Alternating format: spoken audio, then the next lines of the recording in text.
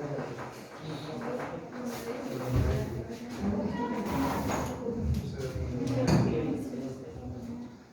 મિત્રો,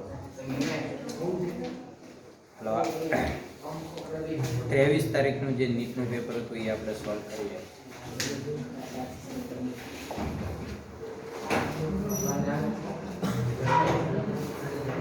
હવે જો એમાં બીજો પ્રશ્ન છે, પ્રશ્ન 2. પ્રશ્ન 2 માં એવું છે કે સોડિયમ ક્લોરાઇડના જલીય સાંદ્ર દ્રાવણમાં 0.5 ફેરાડે વિદ્યુત પ્રવાહ પસાર કરતા કેટલો ક્લોરીન વાયુ ઉત્પન્ન થશે? મિત્રો આ બહુ સિમ્પલ દાખલો છે કે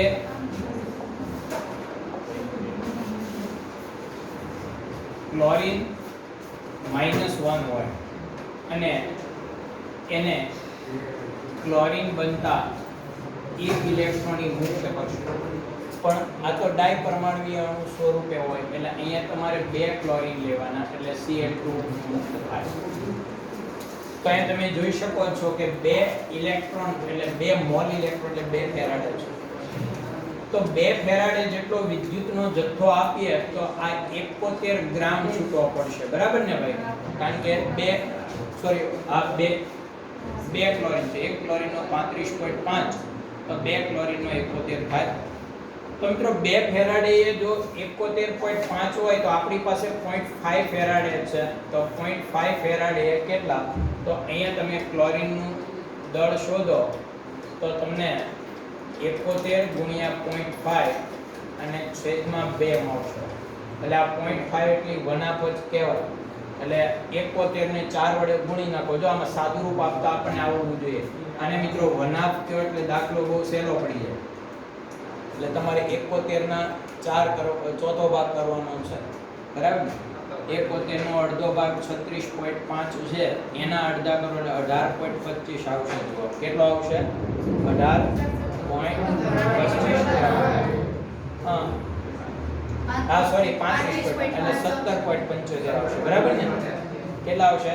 17. ઓકે.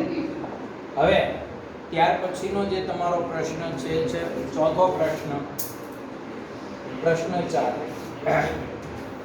એમાં એમ ધાત્વીય હેલાઇડના જલીય દ્રાવણનું 1.5 એમ્પિયર વિદ્યુત પ્રવાહ 10 મિનિટ માટે પસાર કરતા 0.2938 ગ્રામ ધાતુ જમા થાય છે. જો ધાતુનો પરમાણુ ભાર 63 હોય તો ધાતુનું હેલાઇડનું સૂત્ર લખો. આ બહુ સિમ્પલ પ્રશ્ન, સરસ પ્રશ્ન કર્યો. તમારે વિદ્યુતનો જથ્થો ફેરાડેમાં શોધી નાખવાનો, બરાબર? પછી એટલી ધાતુ છૂટી પડતા કેટલા ફેરાડેની જરૂર પડે એ તમારે શોધી નાખવાનું છે. બાકી આમાં બીજું કંઈ નથી. અને હા મિત્રો, આ દાખલો ઊંડો છે. વિદ્યુતનો જથ્થો ફેરાડેમાં કેમ ખબર પડે? ખબર તમને? વીજભાર ઉપર. હમણાં મેં તમને કીધું ક્લોરીન ઉપર -1 વીજભાર છે એટલે 1 ઇલેક્ટ્રોન મુક્ત કરે. હવે ધારી લો કે કોપર છે તો +2 હોય તો એનો મતલબ એવો છે કે કોપરને તટસ્થ બનવા માટે 2 ઇલેક્ટ્રોનની જરૂર પડે. એટલે વીજભાર હોય તો કેટલો વિદ્યુતનો જથ્થો જોઈએ એ આપણને ખબર પડી જાય. પણ અહીંયા એને વીજભાર નથી આપ્યો કારણ કે ધાતુ અજ્ઞાત આપી. એનો હેલાઇડનું અણુસૂત્ર તમારે સમજવાનું છે કે ભાઈ આ M+4 હશે તો MCl બનશે, M+3 હશે તો MCl3 બનશે, M ઉપર +1 વીજભાર હશે તો MCl બનશે અને +2 વીજભાર હશે તો MCl2 બનશે. એટલે ટૂંકમાં ઉપરનો જે વીજભાર છે ને એ તમારે લોકોએ શોધવાનો છે, બરાબર? તો એ કઈ રીતે આપણને મળશે? તો તમે જુઓ, પહેલા આપણે જે વિદ્યુત પ્રવાહ લાગુ પાડ્યો છે એની વાત કરીએ તો એના ઉપરથી પહેલા હું Q શોધી નાખું. બોલો Q બરાબર કેટલા આવશે? I * T, બરાબર ને? હવે I કેટલા છે? વિદ્યુત પ્રવાહ 1.5 અને 10 મિનિટ છે એટલે 10 ગુણ્યા 60. ઓકે, તો કેટલા આવશે? 15 6 90 થાય અને 1 0 લાગી જશે એટલે કુલ કેટલા આવશે? 900. હવે મિત્રો આજે તમને મળ્યું એને આપણે ફેરાડેમાં ફેરવીએ તો 900 ના છેદમાં કેટલા આવશે? 96. કેટલા ફેરાડે થાય કયો તો મને? આનો ભાગાકાર કરો તો પોઈન્ટ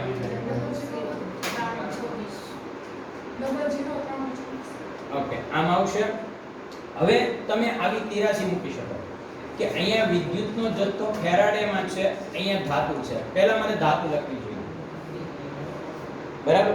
અથવા તો વિદ્યુતનો જથ્થો લખીશ તો પણ એની અરે કોઈ પ્રશ્ન નથી. એટલે તમે લોકો આવી રીતે કરો, અથવા તો પહેલા તમે આ લખો કે ભાઈ આ ધાતુ છે, આ ફેરાડે છે. હવે આપણને કીધું કે એટલો પ્રવાહ એટલા સમય આપતા કેટલી ધાતુ છૂટી પડે છે. જુઓ તો કેટલો છૂટો પડે છે, 0.2938 ગ્રામ. મિત્રો એનું વજન નહીં, એના મોલ શોધીને. તો મોલ શોધવાય તો શું કરાય બોલો તો? વજન ના છેદમાં આણ્વીય દળ. બોલો તો કેટલા આવશે અહીંયા?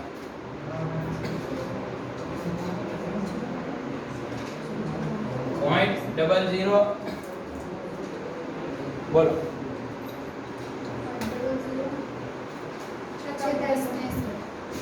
46 63. ઓકે. તો એનો સીધો મતલબ એવો છે કે એટલો પ્રવાહ એટલા સમય માટે લાગુ પાડતા, મતલબ કે એટલા ફેરાડે વિદ્યુતનો જથ્થો હું આપું 0.009326 ફેરાડે, તો આપણને કેટલા મોલ મળે છે? આના 0.004663 એટલા મોલ મળે, બરાબર ને? તો હું આમનો 83 મૂકી શકું કે એટલા મોલે એટલા ફેરાડે, તો આપણે આનો 1 મોલ લેવાનો, કારણ કે આનો એક અણુ આપણે 1 મોલ મતલબ લઈએ. તો 1 મોલે કેટલા થશે કે તો ધાતુના 1 મોલે આનો ક્રોસ ગુણાકાર કરો એટલે ફેરાડે તમને વિદ્યુતનો જથ્થો મળશે. કેટલા આવશે મિત્રો? જોવો તો એટલે તમને વિદ્યુતનો જથ્થો મળશે. બોલો 2.00 એવું આવે ને, એટલે એને આપણે પૂર્ણાંકમાં કેટલા કહીએ? 2. એનો મતલબ એવો થયો કે જો મારે m ના 1 મોલ નું વિસ્થાપન કરવું હોય તો 2 ફેરાડે વિદ્યુતનો જથ્થો જોઈએ. મારે m ધાતુ ઉપર વીજભાર કેટલો છે મને હવે ખબર પડી ગઈ કે આના 1 મોલ નું મારે વિસ્થાપન કરી અને એને ધાત્વિય સ્વરૂપે મેળવવો હોય તો 2 ફેરાડે જોઈએ, મતલબ આની ઉપર +2 વીજભાર હશે. ખ્યાલ આવ્યો? અને હવે તમને આવડી જાય છે +2 વીજભાર હોય તો x કેટલા જોડાય એની સાથે? 2. ઓકે. તો આ રીતે મિત્રો આ દાખલો ગણવાનો છે. કેટલાને આવડી ગયો તો આ પ્રશ્ન? સરસ. હવે સમજાયું તમને આમાં કઈ રીતે કરવાનો છે? વિદ્યુતનો જથ્થો ફેરાડેમાં શોધ્યો, પછી મેં અહીંયા લખ્યું કે ભાઈ એટલા મોલ આપણને મળે છે, મેં કીધું ગ્રામ કીધું અને મેં મોલમાં ફેરવી દીધું. એટલા મોલે એટલો ફેરાડેનો જથ્થો છે તો 1 મોલે કેટલો? એટલે 1 મોલ મીન્સ કે આપણા માટે એક પરમાણુ છે, આપણે 1 મોલ ગણીએ તો 1 મોલ માટે આના 2 મોલની જરૂર પડે. એનો મતલબ એના ઉપર વીજભાર +2 હશે તો જ 2 ફેરાડેની જરૂર પડે. ઓકે. આગળ જોઈએ પાંચમો પ્રશ્ન છે. પ્રશ્ન 5. 63.5 ગ્રામ કોપરની સાંદ્ર નાઇટ્રિક એસિડ સાથે પૂર્ણ પ્રક્રિયા થતા કેટલા મોલ ઓક્સિડેશન કરતાનું રિડક્શન થાય? બરાબર. હવે અહીંયા તમને ખાલી પ્રક્રિયાની ખબર હોવી જોઈએ. કોપરની, જો અહીંયા ખાસ ધ્યાનમાં રાખજો, કોપર આપણને અત્યારે ધાતુ સ્વરૂપે આપી, એની પ્રબળ ઓક્સિડેશન કરતા એટલે નાઇટ્રિક એસિડ સાથે ઓક્સિડેશન પ્રક્રિયા કરીએ. આ ઓક્સિડેશન કરતા છે મતલબ કે પોતાનું શું કરતો હોય છે? હવે નાઇટ્રિક એસિડની મોટા ભાગની પ્રક્રિયા તમને ખબર છે કે નાઇટ્રો સમૂહ છૂટો પડે NO3, બરાબર? અને નાઇટ્રો ઉપર +1 વીજભાર છે એટલે અમારે કેટલા લખવા પડે? 2. અને પ્લસ હાઇડ્રોજન વાયુ શું થશે મિત્રો? મુક્ત થાય. હવે તમે જુઓ 63.5 ગ્રામ કોપરની સાંદ્ર નાઇટ્રિક એસિડ સાથે પ્રક્રિયા થતા કેટલા મોલ ઓક્સિડેશન કરતાનું રિડક્શન થશે? ઓક્સિડેશન કરતા આ છે ને, બરાબર? અને તમને બધાને ખબર છે કે કોપરનું વજન, એને જો કોપરના મોલ કેટલા મેળવશું તો કે 63.5 વજન આપ્યું અને એનું આણ્વીય દળ 63.5 છે. એનો મતલબ 1 મોલ કોપરનું આ લોકો આપણને ઓક્સિડેશન કરવાનું કહે છે. તો આનો 1 મોલ નું ઓક્સિડેશન કરવા આના કેટલા મોલ જોઈએ? જુઓ તો મિત્રો, સંતુલન કરો તો અહીંયા નાઇટ્રો 2 જોઈએ એટલે અહીં મારે 2 લખવા પડે કે નહીં? એનો મતલબ આના કેટલા મોલની જરૂર પડે? 2. આ ઓક્સિડેશન કરતા છે જે પોતાનું શું કરે છે? રિડક્શન. પોતાનું શું કરશે? રિડક્શન. એટલે કેટલા મોલ જોઈએ આપણે? 2 મોલ જોઈએ. જવાબમાં શું આવશે? 2 મોલ. છઠ્ઠો દાખલો છે Cu+2 ઇલેક્ટ્રોન સ્વીકારી અને Cu+ બને, પછી Cu+1 ઇલેક્ટ્રોન સ્વીકારી અને Cu બનશે ના ઇલેક્ટ્રોન પોટેન્શિયલ 0.15 વોલ્ટ અને 0.50 વોલ્ટ છે, તો Cu+2 ની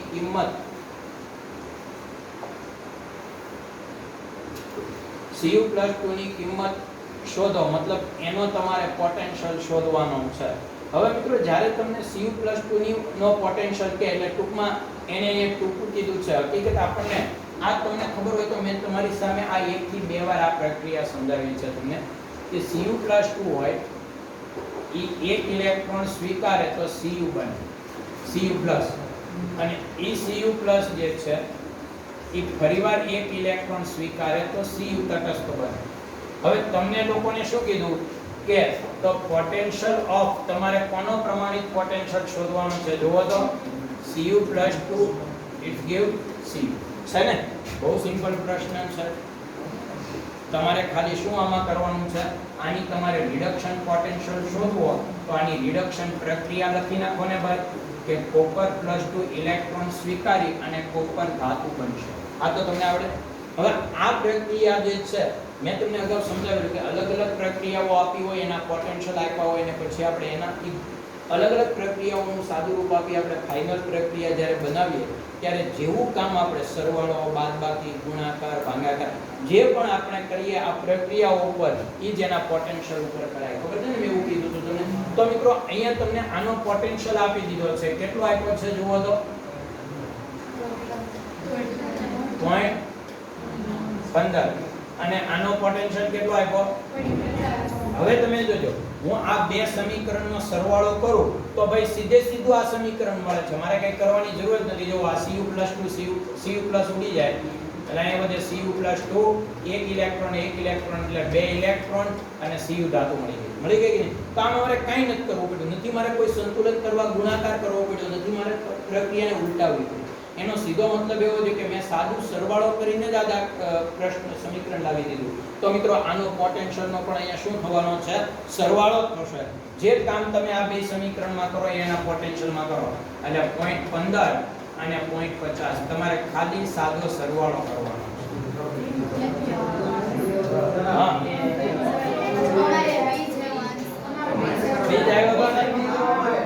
બરાબર. આમાં કહું તમને Cu+2 માંથી Cu બને અને આ બરાબર છે. તો અહીંયા આપણે પ્રક્રિયા લઈએ તો આવી રીતે લેવાના છે. અહીંયા જ નાખો તો અહીંયા NF બરાબર, પછી N1 F1 બધામાં n તો એક જ છે. એક મિનિટ, n એક જ છે. આ બે વડે ભાગાકાર શું કામ કર્યો એ આપણે જોઈએ. સમીકરણ 2 મોલ n એટલે ફેરાડે અચળાંક છે ને, n એટલે શું છે, n એટલે ફેરાડે અચળાંક પણ ફેરાડે એટલે વિદ્યુતનો જથ્થો એટલે 1 + 1 જ આવશે. સરવાળો જ કરવાનો છે. અહીંયા સરવાળો, અહીંયામાંથી બાદબાકી, કાઈ વાંધો કહું અહીંયા જ આ બરાબર જ છે, આ બરાબર જ. પણ મિત્રો એક વાત તમને અહીંયા કરી દઉં, આમાં તમને કઈ પ્રશ્ન નથી, પણ આપણને એ લોકો હકીકતમાં એને તો મુક્ત ઉર્જા સંબંધી પ્રશ્ન પૂછવો જોઈએ. આ ફેરાડે સમીકરણ સ્વરૂપમાં બરાબર છે. હવે તમને લોકોને શું કીધું કે આ સીધા તમે આનો પોટેન્શિયલનો સરવાળો કરો છો, કારણ કે અહીંયા જે આપણને પોટેન્શિયલ આપ્યો એ પ્રમાણિત પોટેન્શિયલ છે કે નહીં આપણને ખબર નથી. બરાબર. તો અહીંયા એ લોકો એવું કહે છે, આપણે જે લખ્યું છે કે ભાઈ પોટેન્શિયલ એ પહેલા સમીકરણમાં તમે શું કર્યું તો કે કાઈ નથી કર્યું, એમ નામ લખ્યું, અને બીજું પણ એમ નામ લખ્યું, એટલે બંનેના સરવાળા જેટલો જ હોય. બરાબર જ છે, બેયના સરવાળા જેટલો. બરાબર. પણ બે વડે ભાગાકાર શું કામ કર્યું તમને કહું. પણ આની જ્યારે તમે કિંમત મૂકો, પોટેન્શિયલનું સૂત્ર છે મિત્રો NF શું છે, ઈ છે. હવે આ લોકો આ સીધું સૂત્રનો યુઝ નથી કરતા, તમારે સીધું જ કરવાનું છે, પણ ખાલી તમને એટલું યાદ દેવડાવું, તમારે કામ કરવાનું આ પોટેન્શિયલ જે છે ને ઈ એ જ રીતે ગણજો તમારે. પણ અહીંયા 1 મોલ ઇલેક્ટ્રોનની જરૂર પડી, તો અહીંયા કેટલાની પડી છે તમારે 2. બરાબર. એટલે એનો મતલબ એવો છે કે જ્યારે તમે આ મુક્ત ઉર્જાનું સૂત્ર લખો છો ત્યારે તમે લખો છો NF લખો છો ને, તો બાકીનું આ બધું તો કોમન આવશે, આ તો બધામાંથી ઉડી ગયું. હવે આ ઇસેલની તમે સરખામણી જ્યારે કરો છો ત્યારે એવું કહે છે કે એના મોલ એટલે કે જે ફેરાડે છે એનો યુઝ કરવો, તો અહીંયા 2, અહીંયા 1 અને અહીંયા કેટલા આવશે 1, અને એટલે આ 2 છે છેદમાં શું કરવાનું છે ભાગાકાર. એટલે ઊર્જા સંબંધી વાત હોય તો ડાયરેક્ટ તમે સરવાળો આપણે તો મેં તમને કીધેલું છે ઓલા ઉષ્માગતિશાસ્ત્રમાં ડાયરેક્ટ સરવાળો કરજો, પણ પોટેન્શિયલ સંબંધી હોય ત્યારે તમે સરવાળો કરજો, પણ જો મોલની સંખ્યા બદલાતી હોય ફેરાડે વિદ્યુતનો જથ્થો તો એને તમારે ધ્યાનમાં લેવો પડે, બાકી કોઈ પ્રશ્ન નથી આમાં. હવે જુઓ તો 7મો પ્રશ્ન છે, આ 7મો પણ છે, 7મો જોઈ લઈએ. જો તો ભાઈ 7મા પ્રશ્નમાં શું કીધું છે તમને, આપેલ આકૃતિમાં દર્શાવ્યા મુજબ ભિન્ન EMF મૂલ્યોને અનુલક્ષીને બ્રોમિનનો ઓક્સિડેશન અવસ્થામાં થતો ફેરફાર ધ્યાનમાં લો. બરાબર, ઓક્સિડેશન અવસ્થામાં કેવો ફેરફાર થાય છે તમારે ધ્યાનમાં લેવાનું છે. તો અપ્રમાણસર નિયમ હેઠળ આપતી સ્પીસીઝ કઈ હશે, એટલે કે છેલ્લે ફાઇનલ આપણને કઈ સ્પીસીઝ આમાં મળશે એવું આપણને બતાવ્યું છે.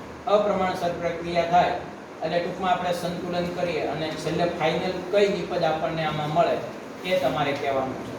બરાબર, હવે તમે જુઓ તો સૌથી પહેલા અહીંયા આપણને આપ્યું છે BrO4, તો બ્રોમિનનો ઓક્સિડેશન અહીંયા કેટલો છે કોઈ કહેશો મને? હું અહીંયા જ તમને સમજાવી દઉં. કેટલો છે ભાઈ? +7.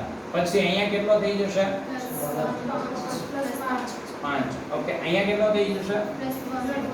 +1. અહીંયા 0 અને અહીંયા 0 પર તટસ્થ સ્વરૂપે છે એટલે 0 જ હોય ને. બરાબર.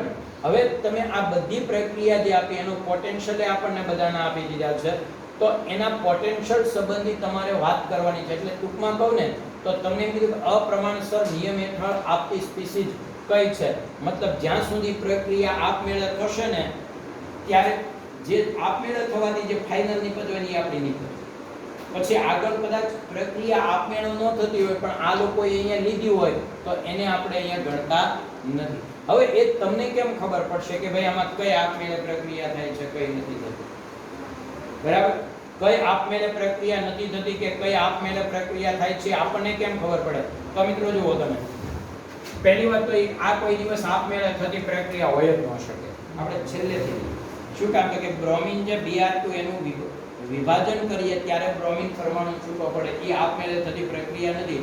મતલબ એનો મુક્ત ઊર્જાનો ફેરફાર પ્લસ આવે, અને મુક્ત ઊર્જા જ્યારે પ્લસ આવશે મિત્રો, ખ્યાલ આવી ગયો હું જે કહું? તો પોટેન્શિયલ જે આપણે લઈએ છીએ મુક્ત ઊર્જા -NF Ecell, તો આ જો પ્લસ આવે તો આ માઈનસ નિશાની આમને વધે તો પોટેન્શિયલ માઈનસ આવે, મતલબ પ્રક્રિયા આપમેળે શક્ય નથી. એટલે ત્યાં પ્રક્રિયા આપમેળે શક્ય નથી. હવે પછી આપણે અહીં આવીએ, આ જે છે એમાં શું આપ્યું છે?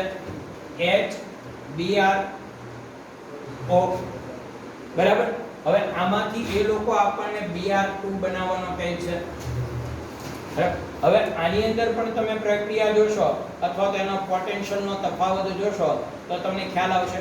કોઈ પણ પોટેન્શિયલ હોય ને આગળના પોટેન્શિયલમાંથી આપણે બાદ કરીએ છીએ, ખબર છે તમને? જ્યારે દાખલા તરીકે આ પ્રક્રિયા છે મેં તમારી સામે લખી, એમાં આનો પોટેન્શિયલ કેટલો લીધો આપણે? તો કે આનો 1.5 વોલ્ટ લીધો. બરાબર, કારણ કે આ બન્યો ત્યારે 1.5 વોલ્ટની જરૂર પડી, અને આ આગળ આમાંથી Br2 બને તો કેટલાની જરૂર પડે? 1. બોલો, આમ જરૂર પડી કે નહીં? હવે તમે ખાલી વિચારો કે શું આ શક્ય છે પ્રક્રિયા? નથી. શું કામ નથી? કારણ કે આ પોટેન્શિયલ ઊંચો છે મિત્રો. તમે નિપજમાંથી પ્રક્રિયકનો પોટેન્શિયલ બાદ કરશો તો ઋણ મળશે. ઋણ હોય, પોટેન્શિયલનું મૂલ્ય ઋણ હોય તો પ્રક્રિયા આપમેળે શક્ય નથી. તમારે આ રીતે વિચારવાનું કે જ્યાં પ્રક્રિયા આપણે તમને કીધું કે અપ્રમાણસર એટલે કે સ્વયં થતી પ્રક્રિયામાં નિપજ, હા, પણ તમે જ્યારે આની અને આની બાદબાકી કરશો કે બીજા કોઈની, તો એમાં તમે જુઓ તો તમને પ્લસ જોવા મળશે. એટલે કહેવાનો મતલબ શું છે કે આપણે આને ખાસ ફોલો કરવાનું છે, ધ્યાનમાં લેવાનું છે. ખ્યાલ આવ્યો તમને? તો આ એક વાત ધ્યાનમાં રાખજો કે આ બીજી પ્રક્રિયા પણ આપમેળે થતી નથી. બરાબર, ઓકે? એટલે આ તમારે ધ્યાનમાં લેવાનું છે. પછી વિઘટન ન થતું હોય તો પછી પ્રક્રિયા આપમેળે થાય, મુક્ત ઉર્જાનો ફેરફાર હોય. એટલે આ ખાસ ધ્યાનમાં રાખવાનું છે. હવે આગળ જોઈએ. 8મો પ્રશ્ન નથી, 9મો છે. આપેલ સાંદ્રતા કોષ જો સાંદ્રતા કોષ આપ્યો ની ગિબ્સની મુક્ત ઉર્જા ઋણ છે. જો આવું થાય તો મતલબ કે ઋણ ક્યારે હોય એવું તમને કીધું. પહેલા મને કોઈ કહેશો મિત્રો કે ઋણ ક્યારે હોય? મુક્ત ઉર્જા ઋણ ક્યારે હોય? જ્યારે કોષ કાર્ય કરતો હોય ત્યારે ઉર્જા શું કરતો હોય? ઓકે. અને એ પણ તમને ખબર છે કે મુક્ત ઉર્જા એટલે કોષ કાર્ય કરે અને સાંદ્રતા કોષ આપણે ટેક્સ્ટ બુકમાંથી કાઢી નાખેલો ટોપિક છે પણ એ પૂછાય છે. મેં તમને આ થિયરીમાં સમજાવ્યું હતું મિત્રો. સાંદ્રતા કોષ એને કહેવાય કે જેમાં બંને દ્રાવણે એક સરખા હોય, બંને ધ્રુવો એક ધાતુના હોય, ખાલી ફેર એટલો હોય કે બે દ્રાવણની સાંદ્રતા અલગ અલગ હોય. તો મને કે કયું દ્રાવણ વધુ સાંદ્રતા વાળું લેવાય? ખબર છે તમને? કેથોડ જેમાં ડુબાડેલો હોય વધુ સાંદ્રતા વાળું દ્રાવણ હોય. શું કામ? કારણ કે કેથોડમાં પ્રક્રિયા દરમિયાન સાંદ્રતા ઘટે છે, એનોડમાં વધે છે. એટલે જેની ઘટતી હોય એની વધારે લેવાય. તમને ખબર છે કેથોડ ઉપર કઈ પ્રક્રિયા થતી હોય છે મિત્રો? કેથોડ ઉપર રિડક્શન થાય, મતલબ કે Cu+2 હોય એ ઇલેક્ટ્રોન સ્વીકારી અને Cu બનશે. આપણે એવું શીખ્યા છીએ કે દ્રાવણમાં રહેલો કોપર છે એ તટસ્થ બનવા માટે, મતલબ દ્રાવણમાંથી કોપરનું પ્રમાણ ઘટે. જ્યારે ઓલામાં તો સાંદ્રતા વધે છે. તો સાંદ્રતા કોષમાં જેની સાંદ્રતા ઉપયોગમાં આવતી હોય એને વધુ લેવાય અને જેની સાંદ્રતા ઉપયોગી નથી, ઉલટાની વધે છે, એને ઓછી લેવાય. અને એક વાત, સાંદ્રતા કોષની કાર્યક્ષમતા એવી છે કે કેથોડની સાંદ્રતા ઊંચી, એનોડના દ્રાવણની સાંદ્રતા નીચે. કેથોડ પ્રક્રિયા દરમિયાન સાંદ્રતા ઘટાડશે, એનોડની વધશે. જેવી બેની સરખી થાય એટલે કોષ કાર્ય કરતો બંધ થાય. તો કેથોડની વધુ સાંદ્રતા વાળું દ્રાવણ કેથોડ હોવું જોઈએ. એટલે મારે લખવું જોઈએ કે આ C1 છે, કેથોડ તરીકે એને C1 આપ્યું તો C1 is greater than C2 હોવો જોઈએ. C1 ની સાંદ્રતા હંમેશા કેવી હોવી જોઈએ? વધારે હોવી જોઈએ. બરાબર ને? કેટલી વધારે? તો અહીંયા એને આપણને ગણતરી કરીને આપ્યું છે. હવે આમાં મિત્રો એક વાત તમને કહું કે આ લોકો તમને એમ તો છે કે આ કિંમત આપે છે, જો દાખલો ગણવો હોય તો આખો દાખલો ગણી શકાય. ના, નહીં ગણી શકાય. પણ એક વાત તમને કરી દઉં કે હું એવું માનું છું કે આમાં દાખલો ગણવાની જરૂર નથી. જો તમે થોડુંક કામ કરો તો કેથોડની સાંદ્રતા વધુ હોય, એવામાં તમે જો કેથોડની વધુ સાંદ્રતા હોય એવું તમને એક જ ઉદાહરણ. બરાબર? અહીંયા એક જ એવું છે. આમાં તમે જુઓ તો આને C1 ને કરતા કરો તો C1 √2 C2 છે એટલે C2 કરતા 1.41 ગણો છે. અહીંયા C1 નાનો છે, બે C1 ભેગા થાય ત્યારે C2 થાય. અહીંયા C1 નાનો છે અને એ બરાબર છે. એટલે યાદ રાખજો કે હંમેશા કેથોડના દ્રાવણની સાંદ્રતા કેવી હોય? વધારે હોય. એટલે દાખલો ગણવાની જરૂર આમાં નથી. 10મો દાખલો. કોષનો 300 કેલ્વિન પ્રમાણિત ઇલેક્ટ્રોડ પોટેન્શિયલ 2 વોલ્ટ છે. તો આપેલ પ્રક્રિયાનો સંતુલન અચળાંક ગણો. મિત્રો આનો પ્રમાણિત પોટેન્શિયલ આપી દીધો છે. તો અને સમજતોય સંતુલન અચળાંક શોધવાનો કે ત્યારે એનો બિન પ્રમાણિત કોષ પોટેન્શિયલ કેટલો હોય? કોણ કહેશે? 0 જ. કારણ કે સંતુલન અચળાંક ક્યારે શોધવાનો? કે જ્યારે કોષ સંતુલનમાં હોય ત્યારે, કોષ કાર્ય કરતો બંધ થાય ત્યારે. અને કોષ કાર્ય કરતો બંધ થઈ જાય મિત્રો પછી એ થોડો વિદ્યુત ઉત્પન્ન કરવાનો છે. એટલે બિન પ્રમાણિત કોષ પોટેન્શિયલ 0 હોય. હું ત્યારે તમને કહેતો હતો કે મારા સ્કૂટરમાં 2 વોલ્ટની બેટરી છે તે જ્યાં સુધી કામ આપે છે એના ઉપર લખ્યું 2 વોલ્ટ, એનો પ્રમાણિત કોષ છે, એનો પ્રમાણિત પોટેન્શિયલ. પછી કામ 1.5 વોલ્ટનું જ આપે છે તો એનો બિન પ્રમાણિત છે. હવે જેવી બેટરી ખરાબ થઈ જશે એટલે બિન પ્રમાણિત 0 થઈ જશે, પણ પ્રમાણિત તો 2 નું 2 જ રહેશે. સમજાયું? એટલે સંતુલન અચળાંકને પ્રમાણિત પોટેન્શિયલ સાથે સંબંધ છે, નહીં કે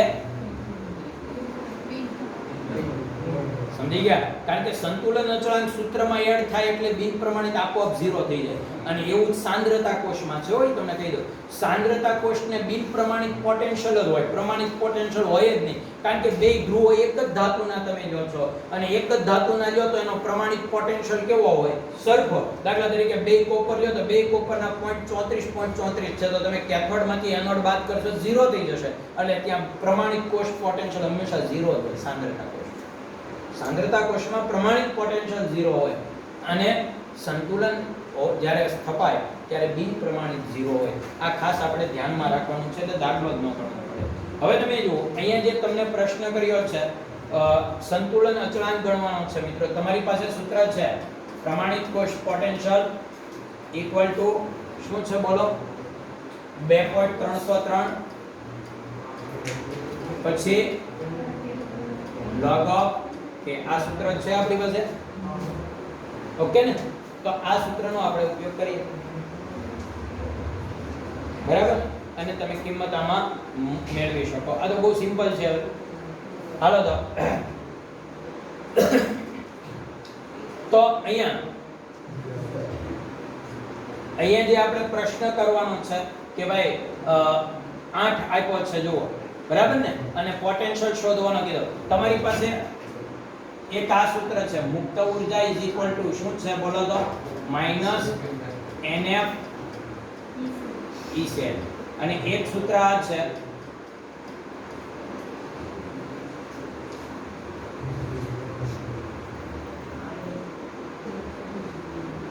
એક સૂત્ર તમારી પાસે આ છે મુક્ત ઊર્જા is equal to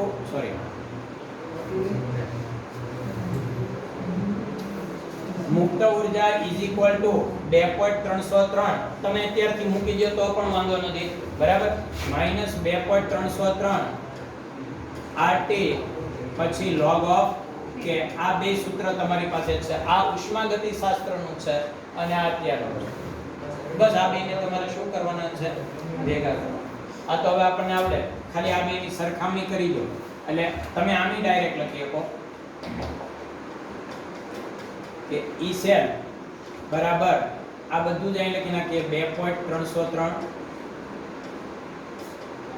RT log of k અને છેદમાં આ NF ને અહીંયા લઈ લો તો એ છેદમાં આવશે કે નહીં બરાબર. તો આ રીતે તમારે દાખલો ગણવાનો છે બીજું કંઈ નથી. ખ્યાલ આવી ગયો. પણ મિત્રો મેં તમને એન્ટી લોગ ને લોગ નું કીધું છે તમારે ધ્યાનમાં રાખવું પડશે. એના વગર કંઈ આવડવાનું નથી. ખાસ ધ્યાનમાં રાખો બરાબર. એ તો તમારે કરવું જ પડશે. હવે જુઓ તમારી પાસે બધી જ કિંમત એ લોકોએ આપણને આપી દીધી છે. તાપમાન આપ્યું છે n આપ્યો છે ફેરાડે અચળાંક બધું આપી દીધું છે. અહીંયા તમે 2 મૂકી દો બોલો પછી 2.303 R કેટલો છે ભાઈ 8 અને T કેટલો છે 300 log of k પછી અહીંયા n કેટલા લઈ લો 2 બરાબર છે અને f કેટલા લો 96 બસ બધું આ સાઈડ લઈ લો. સાદુરૂપ આપી શકાય એટલું આપવું હોય તો આપો બરાબર. 2 આ માઈનસ માઈનસ પ્લસ થઈ જશે મિત્રો. ઉપર આવશે બરાબર ને અને નીચે શું આવશે બોલો તો 2.303 4 અને 3 લે બોલો તો શું જવાબ આવશે લાવ્યા ક્યાં છે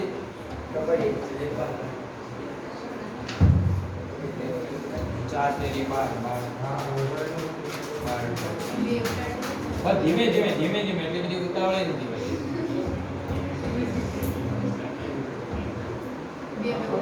8 સમથિંગ આવશે ભલે હવે તો કરશે ભાઈ બહુ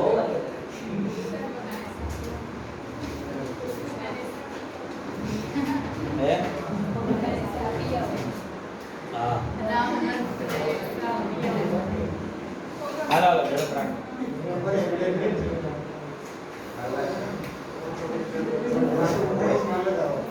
હે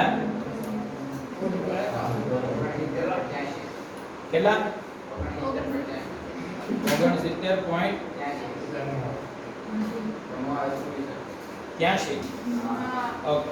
હવે તમારે આનું શું કરવાનું છે મિત્રો એન્ટી લોક તો તમને આવડે જ છે કે આમાં ખાલી ઈ ના સ્વરૂપ જો કેટલો સહેલો દાખલો એને આપેલો છે મારું ધ્યાન રાખો. હું સીધી કિંમત તરફ ગયો. હકીકતમાં MCQ જોયું ત્યારે ખબર પડી કે આ તો ઈ આધાર વાળું છે. ઈ આધાર વાળું એટલે એનો મતલબ આપણે લોગ જોવાનો જ નથી. કાંઈ વાંધો નહીં ફરીવાર બસ મને કઈ પ્રશ્ન નથી. હા NF E cell is equal to 2.303 sorry 2.303 એ શું કામ લખું કારણ કે ઈ આધાર છે બરાબર ને અને RT ln મિત્રો તમને ખબર છે ln કે જે છે બરાબર એમાં આપણે કોઈ ઈ આધાર લઈએ છીએ એટલે આમ નામ જ રાખવાનું છે ખાલી તમારે કિંમત મૂકવાની છે બોલો આ કિંમત કેટલા મૂકી દો 2 પછી આ પછી ઈસેલ કેટલા આપ્યા 2 પછી આ કેટલા આપ્યા 8 અને તાપમાન કેટલું આપ્યું હાલ ઇક્વલ ટુ log k તો log k બરાબર કેટલા આવશે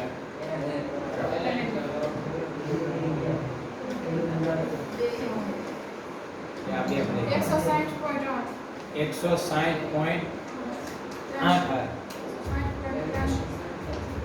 160 પર 80 આવે જો તો ફરી વાર કઈ વાંધો નહીં તો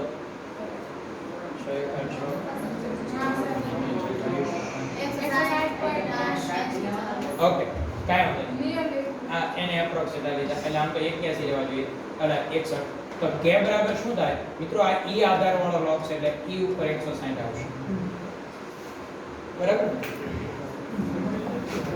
એટલે આમાં સાદું રૂપ બહુ સહેલું હતું આગળનો પ્રશ્ન જોઈએ આગળ 13મો પ્રશ્ન છે 11મો છે 11મો આવડી ગયો ભાઈ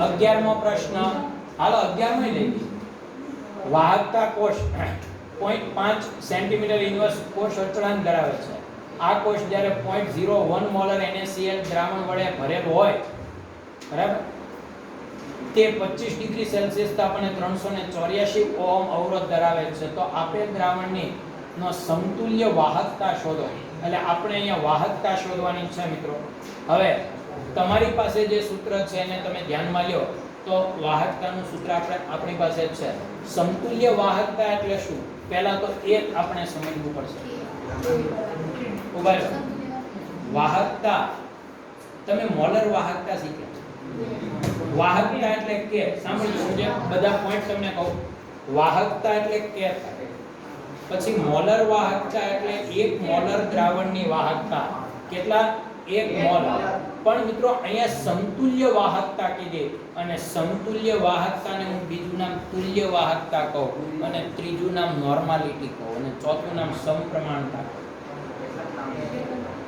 ફરીવાર કહું સમતુલ્ય વાહકતા એટલે તુલ્ય દળને આધારે શોધેલી વાહક સાંદ્રતા અને તુલ્ય દળ કઈ સાંદ્રતામાં આવે નોર્માલિટીમાં આવે એટલે આને હું નોર્મલ સાંદ્રતા કહી શકું સમપ્રમાણ સાંદ્રતા કહી શકું સમતુલ્ય કહી શકું અને તુલ્યબાર સાંદ્રતા જેમ તમે મોલારિટીને તમે મોલર સાંદ્રતા કહો છો એમ નોર્માલિટીને આપણે સમતુલ્ય સાંદ્રતા પણ કહી શકીએ એટલે મિત્રો આ એક ધ્યાનમાં રાખો હવે તમારી પાસે મોલર વાહકતાનું સૂત્ર છે મોલર વાહકતા નહીં બોલું એક સમતુલ્ય વાહકતા તો સમતુલ્ય વાહકતા જે છે એ આપણે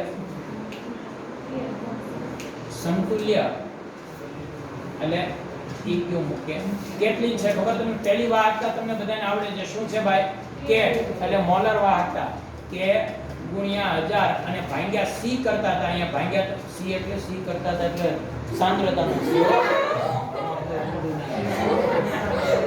ભાગ્યા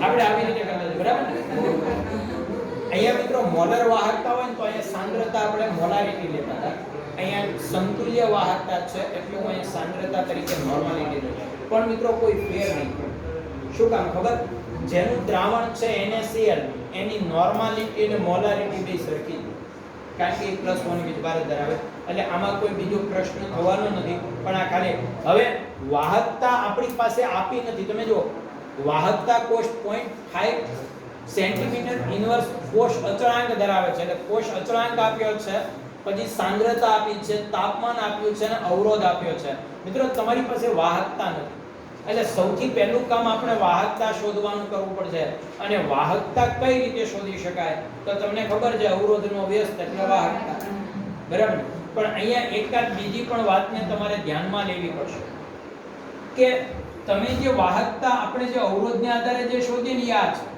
અવરોધનો વ્યસ્ત એટલે વાહક પછી તમને ખબર હોય તો અવરોધમાં જે અચળાંક આવતો હતો બરાબર ને? એને આપણે શું કહેતા હતા? અવરોધકતા. અને મિત્રો આપણે વાહકમાં જે અચળાંક આવે ને આપણે વાહકતા કહીએ છીએ, પણ આપણે પછી કેને કે હકીકતમાં વાહક નથી, વિશિષ્ટ વાહકતા છે. એટલે આપણે વિશિષ્ટ વાહકતાને એડ કરવો પડે. એટલે વિશિષ્ટ વાહકતાનું જો તમે સૂત્ર બનાવતા હોય ને તો તમારે આ રીતે લખવું પડશે કે વિશિષ્ટ વાહકતા = 1/ρ * 1/r. બરાબર? એટલે તમારે આ રીતે કરવું પડશે. શું કામ? કારણ કે આ વિશિષ્ટ વાહકતા છે, એ વિશિષ્ટ અવરોધ ઉપર આધાર રાખે છે. ખ્યાલ આવી ગયો તમને? એટલે વિશિષ્ટ અવરોધ પર જો r ઉપર આધાર રાખે એટલે બેયને આપણે સાદુ રૂપમાં લઈ શકીએ. હવે તમે કિંમત મૂકી શકો. બરાબર ને?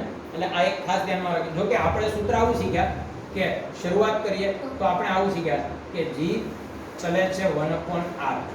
પછી આપણે એમ કહેતા કે આને અચળાંક મૂકીએ તો અહીં k મૂકતા હતા. આવું આપણે શીખ્યા. બરાબર ને? અને પછી આપણે k ની જગ્યાએ 1/ρ પણ મૂકતા હતા. એટલે આ એક વાત તમારે ખાસ ધ્યાનમાં રાખવાની છે મિત્રો. તો હવે આમાં હું શું કરીશું? ખાલી કિંમત મૂકી દઉં. 1/ρ તો તમને આપી દીધો છે. કેટલો આપ્યો છે મિત્રો? 0.5 આપેલો છે. છે કે નહીં? 0.5. બરાબર ને? પણ ઈ વાહકતા માટે આ જે છે એનું આપ્યો છે. એટલે એને હું 0.5 અંશમાં મૂકી. શું કામ? કારણ કે મને વાહકતા કોષ માટેનો છે. જે આ અવરોધકતા છે, વિશિષ્ટ અવરોધ છે. વિશિષ્ટ અવરોધનો વ્યસ્ત હોય ઈ વિશિષ્ટ વાહકતા હોય. એટલે એનો વ્યસ્ત હોય એટલે આપણે કિંમત ક્યાં મૂકીશું? ઉપર જ મૂકીશું. અને અવરોધ કેટલો આપ્યો છે તમને બોલો તો? અવરોધ કેટલો આપ્યો? 384. બરાબર ને? આ રીતે આપ્યો. એટલે આની તમે કિંમત મૂકશો એટલે તમને જવાબ મળશે. બોલો કેટલા આવે છે? કહો તો. કે કેટલો મળશે મિત્રો? હવે જો આને આમ ન કરવું હોય તો આવી રીતે લખી શકાય. 4 × 8 = 8 × 16 વધી 768. મેં શું કર્યું? આને વનાફ કહી દીધું. બરાબર? હવે આ કિંમત મૂકો લ્યો. હાલો તો બરાબર છે. એટલા આવ્યા. અહીંયા ઉપર શું આવશે? 1000. અને સાંદ્રતા કેટલી? 0.01 જ છે, કારણ કે સાંદ્રતા મોલારિટી હોય ઈ નોર્મલી. હવે આનું સાદું રૂપ આપી. આનું સાદું આમાં કે પાછું આ પોઈન્ટ પછી બે આંકડા છે ને અહીંયા પોઈન્ટ ગણી લેવાનો. આપણે ખબર હોય. બરાબર? આને કાઢવું હોય તમારે. હવે અહીંયા મેં પોઈન્ટ ગણી લીધો એટલે ભાઈ હું ઝડપથી નક્કી કેમ કરું? જોવો 7.68 છે એટલે હું એને 7.5 ગણીને આવીશ. હવે એટલે આને 7.5 વડે ભાગાકાર કરી નાખો. જ્યારે મોઢે કામ દાખલો ગણવો હોય ત્યારે 130.2 જો આને આવી જાય. ઓકે? અને આ એક મિત્રો ખાસ ધ્યાનમાં રાખજો. 16મો પ્રશ્ન. 16મો પ્રશ્ન.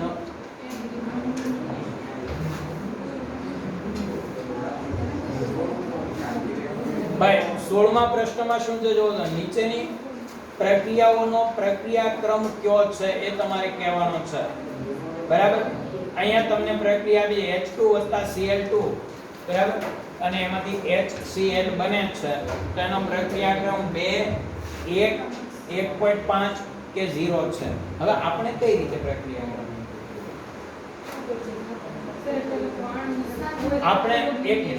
આપણે જ્યારે આમાં પ્રક્રિયા ધીમા તબક્કા ઉપર આધાર રાખે ને, પણ આમાં તો એક જ તબક્કો છે. જોઈજો આના 16મા પ્રશ્ન. તો 16મો તમે કીધું ને? 16મા જ પ્રશ્નની હું વાત કરું છું અત્યારે. 16મા પ્રશ્નની જ વાત કરું. પ્રક્રિયા એક જ છે મિત્રો. એક કામ કરો. H2 હોય હાઇડ્રોજન. H2 હાઇડ્રોજન હોય ત્યારે એની ઘાત કેટલી છે? મેં આ પ્રકરણ લીધું ને ત્યારે તમને કહેતો કે મિત્રો એક વાત યાદ રાખજો કે દાખલો ગણીને જવાબ મળે, પણ એક શોર્ટ ટ્રીક મેં તમને કીધી હતી કે આપણને બહુ લિમિટેડ તત્વો આપે છે અને તમે યાદ રાખો કે H2 હોય તો એટલી ઘાત હોય, I2 હોય તો એટલી ઘાત હોય. ખબર છે? મેં તમને કીધું હતું Cl2 હોય તો કેટલી. આ અહીંયા ઈ કામ આવે, અહીંયાની ઘણા દાખલામાં કામ આવે. દાખલો જ ન ગણવો પડે આપણે. જો આ કેટલા ખાસ કરીને H2 Cl2 I2 I- H+. જો H2 ઉપર ઘાત હોય એ જ H+ ઉપર ન હોય. પ્રક્રિયાક્રમ જે છે ને એટલે એને તમારે ખાસ ધ્યાનમાં રાખવું પડશે. એને આધારે તમે દાખલો ગણશો તો આ અનુકૂળ આવશે. બરાબર. હવે અહીંયા 0 શું કામ કીધું એ તમને મિત્રો, પ્રક્રિયાક્રમ છે, પ્રક્રિયાક્રમ એ કોઈ પણ તત્વની ઘાત એની વેગના સમીકરણમાં ઘાત ઉપર આધાર રાખે, પણ મુક્તમૂલક પ્રક્રિયા હોય ને ત્યારે એનો આધાર ન હોય. અને આ પ્રક્રિયા છે ને મુક્તમૂલક પ્રક્રિયા છે. કેવી છે? મુક્તમૂલક. કારણ કે સૂર્યપ્રકાશની હાજરીમાં થાય છે એટલે મુક્તમૂલક પ્રક્રિયામાં કોઈ દિવસ આયન ઉત્પન્ન જ ન થાય. થાય આયન ઉત્પન્ન, અને આયન નો ઉત્પન્ન થાય તો તમે ખાલી વિચારો કે દ્રાવણની સાંદ્રતા ક્યાંથી લાવો. ખ્યાલ આવ્યો? મુક્તમૂલકો છે એટલે આમાં તમને જવાબ કેટલો હોય? 0 જ આવશે આમાં. હવે તમારે બધામાં ધ્યાન રાખવાનું કે મુક્તમૂલક પ્રક્રિયા હોય ને એમાં પ્રક્રિયાક્રમ આપણે કઈ રીતે નક્કી કરીશું. 17મો પ્રશ્ન છે મિત્રો. જો તો આ પ્રક્રિયા 2 તબક્કામાં થાય છે. એમાં પહેલો તબક્કો ધીમો છે, બીજો ઝડપી છે. તો આથી આપેલી પ્રક્રિયાનો કોણ પીડી? પ્રક્રિયા વેગ કયો આવશે મિત્રો? ધીમા તબક્કા ઉપર આધાર રાખે એટલે ધીમા તબક્કાના બંને પ્રક્રિયકોને ધ્યાનમાં લેશું આપણે. બરાબર. હા, તો એમાં શું પ્રશ્ન છે તમને? હે? બરાબર જ છે. અને ધીમા તબક્કાના પ્રક્રિયકોની સાંદ્રતા એ બે ધીમો તબક્કા મારા પ્રક્રિયા વેગ લખો હોય સૂત્ર તો આમ લખો. વેગ અહીંયા અચળાંક K1 છે ગુણ્યા બંને પ્રક્રિયકોની સાંદ્રતા. અહીંયા બંને પ્રક્રિયકો સરખા છે એટલે હું આને બંને પ્રક્રિયકોનો સ્ક્વેર કરી શકું. બાકી કઈ નવું છે જ નહીં આમાં. 19મો પ્રશ્ન.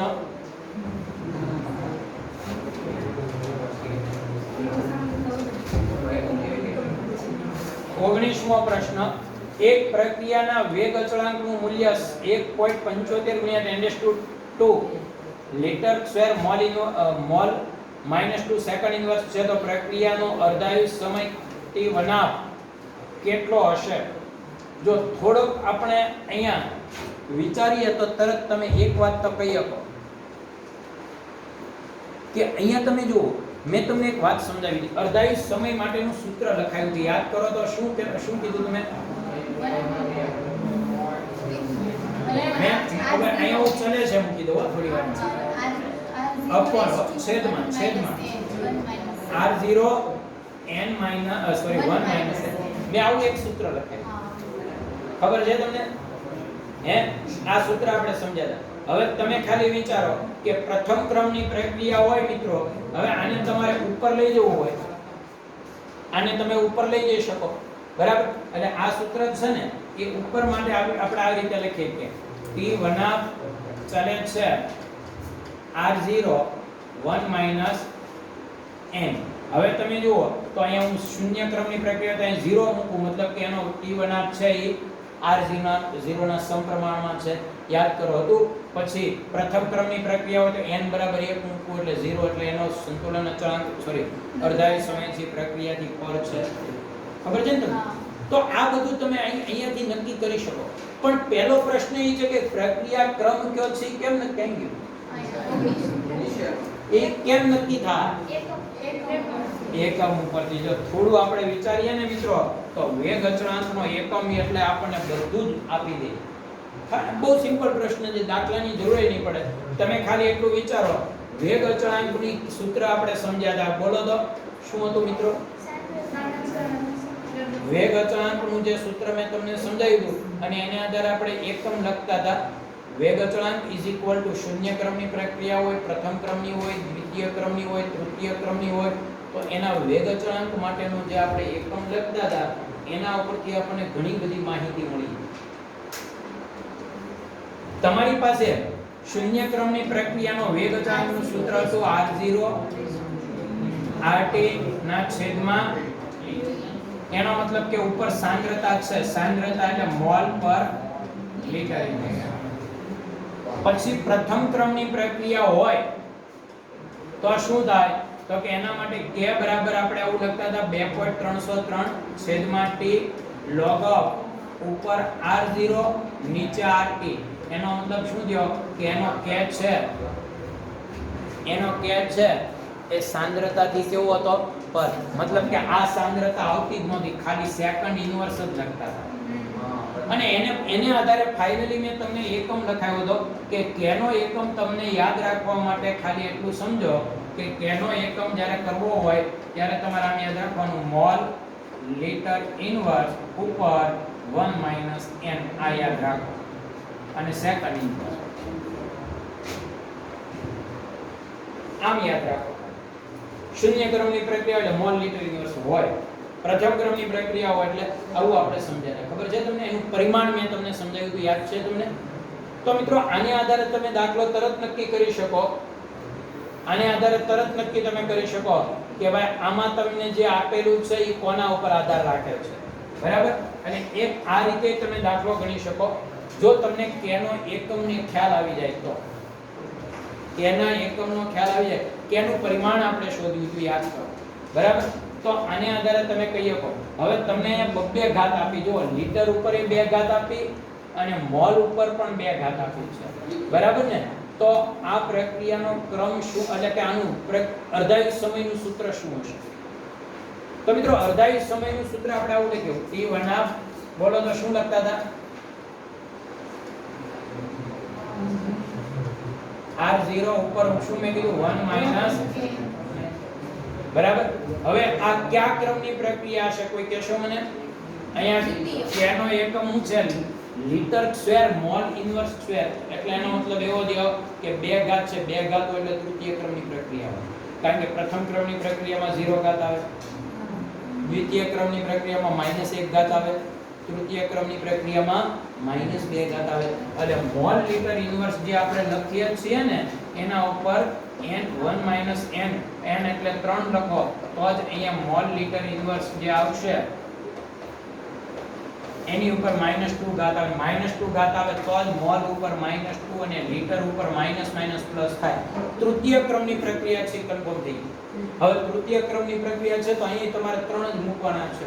એટલે સૂત્રમાં શું આવશે? -2. એટલે આ રીતે તમે કહી શકો.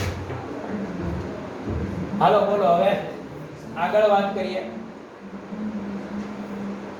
બોલો તો કેટલામો પ્રશ્ન છે? 20મો પ્રશ્ન છે. નીચેની પ્રક્રિયાનો ગતિકીય અભ્યાસ નીચે પ્રમાણે આપેલો છે. A અને B ની સાંદ્રતા આપી છે. આ તો ભાઈ સિમ્પલ પ્રશ્ન છે. કેમ આમાં તમને એવું થાય? સર ભૂલ આવી જાય. એવું છે. હાલો હવે પાછા ફરીવાર આપણે વાત કરીએ. કઈ વાંધો નહીં. અહીંયા ને હવે પણ યાદ રાખજો, એના માટે આ બધું સોલ્યુશન એટલું બધું લાંબુ કઈ કરવાની જરૂર નથી. મેં તમને કહ્યું એટલું બધું સોલ્યુશન કરો, સીધો જ આપણી સામે પ્રશ્ન આવી જાય એવું છે મિત્રો. પહેલા તમે એક કામ કરજો, આપણને ભૂલાઈ જાય ને એટલે વેગનું સૂત્ર લખી નાખો. વેગ = k બંને પ્રક્રિયકોની ઉપર સાંદ્રતા મને ખબર નથી એટલે હું અહીંયા પ્રશ્નાર્થ મૂકું છું. મારે પ્રશ્ન, કારણ કે મારે પ્રક્રિયા ક્રમ નક્કી કરવો છે, સૂત્ર નક્કી કરવું તો શું? હવે તમે સમજો કઈ રીતે. મિત્રો પહેલો જે આપણને પોઈન્ટ આપ્યો એને આપણે પ્રાઇમરી પોઈન્ટ તરીકે લઈ લઈએ. ઉગાડી લેવાઈ ગયો માં પાછળ. આને આપણે મેઇન પોઈન્ટ તરીકે લઈ લઈએ, બરાબર ને? હવે તમારે લોકોએ શું કરવાનું ખબર? કે એકને અચળ રાખીને બીજાની સાંદ્રતા વધતી હોય પછી એને આધારે વેગ કેટલો વધે છે જોવાનું. સાંભળો, જો તમે એકને ડબલ કરો, એકની સાંદ્રતાને વેગ ડબલ જ થાય તો સમજી લેવાનું એક ઘાતનો સંબંધ. પણ ડબલ કરો ને વેગ સીધો 4 ગણો થઈ જાય તો સમજવાનું કે એની સાંદ્રતા ઉપર શું હશે? 2 ઘાત હશે. અને તમે એને સાંદ્રતા ડબલ કરો અને વેગ સીધો 8 ગણો થઈ જાય તો સમજવાનું કે એની સાંદ્રતા ઉપર સમીકરણમાં 3 ઘાત આપેલી હશે. સમજાયું તમને હું જે કહેવા માંગુ છું? કારણ કે અહીંયા જો આને હું ડબલ કરીશ અને વેગ ખાલી ડબલ જ થાય તો સમજવાનું કે આ x હતો અને હું એને ડબલ એટલે 2x કરું અને મને જે જવાબ મળે આની સાંદ્રતા y હતી, એ y નો y જ છે. તો અહીંયા મને બેયનો ફાઇનલ જવાબ પહેલા xy મળતો હતો, હવે મને 2xy મળે છે, ડબલ મળ્યું. તો સાંદ્રતા ડબલ કરવી તો વેગે ડબલ જો. એનો સીધો મતલબ એવો થયો મિત્રો કે ઈ એક ઘાતના સમપ્રમાણ. પણ જો હું સાંદ્રતા છે એ અહીંયા ડબલ કરું અને વેગ સીધો 4 ગણો થઈ જાય તો સમજવાનું કે આના ઉપર શું હશે? વર્ગ હશે. તો 4 ગણો થાય. સમજાયું તમને? 8 ગણો થઈ જાય તો સમજવાનું. એટલે આ પોઈન્ટ એકદમ સહેલો છે, તમે ખાલી થોડું ધ્યાન આપો તો સહેલું છે. જુઓ હવે પહેલી વાત તો એ ઘણીવાર આપણે છે ને આમાં પ્રશ્ન શું થાય આ દાખલો તમને હાર્ડ શું કામ લાગ્યો છે એ પણ તમને કહી દઉં. કારણ કે અહીંયા એક જે એકને અચળ રાખીને બીજાને બદલવું જોઈએ ને એવું નથી કર્યું. હા, આ મને ખબર છે. જુઓ આની ઉપર તમે જુઓ, આમાં અચળ રાખ્યો એને બી. પહેલા મને જે અચળ રાખ્યું હોય ને એને હું પહેલા સરખાવું. એટલે પહેલા સાથે ચોથાને તમે કમ્પેરિઝન કરશો તો તમને દેખાય છે કે એમાં બી અચળ છે. હવે બી અચળ છે અને એ કેટલા ગણો થયો? 4 ગણો થયો. તો તમે જોઈ લો તો આ જે વેગ હતો એ પણ 4 ગણો થયો. કેટલા ગણો થયો? તો તમારે શું કરવાનું? પહેલા આપણે એ જોવાનું કે જે આ વેગ છે ને ઉપર રાખવાનો, આ બદલાયેલો, અને પહેલો વેગ છે ને નીચે લઈ લો. એટલે 6.0 ગુણ્યા 10⁻³ આમ છે. તો આનો ભાગાકાર કરો તો શું થાય મિત્રો? 6 ચોક 24. પણ અહીંયા 0.4 વધશે હો. 0.4 વધે ને, અને ઉપર ઘાત કેટલી વધે? -2. એટલે કેટલા આવશે? ફરી પ્લસ 2. એટલે કેટલા આવશે ખબર તમને? પોઈન્ટ ખસેડો એટલે કેટલા આવશે? 40. કેટલા થયા? તો પોઈન્ટ પછી 2 ઘાત ખસેડી તો 40 આવ્યા. બરાબર ને? તો અહીંયા તમે જુઓ તો 40 આવે છે. ફેરફાર કેટલો છે? 40 નો છે. હવે આપણે બીજો પોઈન્ટ જોઈએ. હવે 40 હોય એટલે કેટલી ઘાત હોય? તો 40 હોય અને સામાન્ય રીતે કેટલી ઘાત હશે? તો કે આને તમે આને 4 ગણા કર્યા તો પહેલો જે 40 ગણો થયો. આ જે હતો એના કરતા 40 ગણો વેગ થયો ને. બરાબર ને? એટલે કેટલો વધારો થયો? 10 ગણો વધારો. 40 ગણો થયો એટલે પહેલાની સાપેક્ષમાં વધારો કેટલા ગણો થયો? 10 ગણો. હવે બીજો પોઈન્ટ જુઓ. આપણે આ જોઈએ કે આ પહેલા સાથે બીજાને 3 ગણો સંબંધ છે. તો આની સાથે આને કેટલો છે? ડબલ. બરાબર? અને સરખામણી એ રીતે તમારે કરવી તો એમ કરશો, અને નહીતર પછી આ રીતે તમે કરશો તો પણ વાંધો નથી. હું એમ કહું વેગનું સૂત્ર તમે લખી નાખો. વેગ = k.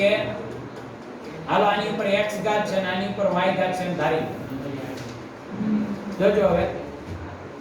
હવે ખાસ ધ્યાનમાં રાખજો. આને આપણે x ધારી લઈએ કે ભાઈ આની શરૂઆતની સાંદ્રતા હતી ની x હતી. x ઉપર x ઘાત અથવા તો a અને b જ રાખવા. સ્મોલ a અને સ્મોલ b જ રાખો કે ભાઈ આની શરૂઆતમાં સ્મોલ a હતી, એની ઉપર x ઘાત, આની સ્મોલ b હતી y ઘાત. એટલે મને ફાઇનલ જવાબ a x ની a ની x ઘાત અને b ની y ઘાત મળી. બરાબર? હવે પહેલું જે હતું ને એમાં એને આધારે મેં લીધું. હવે હું બીજાને આધારે સૂત્ર બનાવું. બરાબર? આને હું એક કહી દઉં.